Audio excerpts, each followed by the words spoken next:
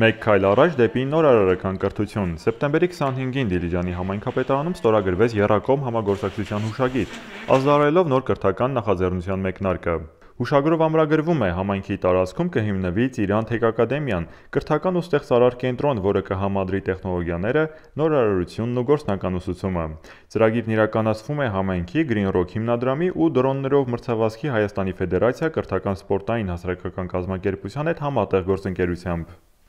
Այն ինչու մենք սկիզբ ենք դնում, թող վաղվա մեր օրը մեր երեխեքի ապագան այս նորարարական կյանքում ավելի հստակ լինի։ Ես շնորհակալություն եմ հայտնում ձեզ եւ մեր համայնքի պատրաստակամությունը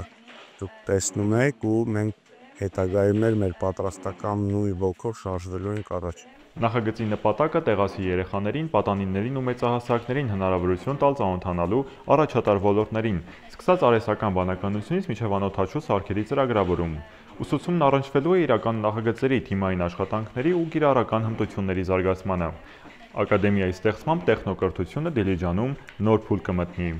Քաղաքի համար հաջորդ կարևոր դրվագը Mice Excellence Awards հեղինակավոր միջազգային մրցանակաբաշխությունում միջոցառումների կազմակերպման լավագույն արտասահմանյան ուղղություն ճանաչվելն էր, որը ևս մի գնահատական է Դիլիջանում իրականացվող զարգացման ծրագրերի։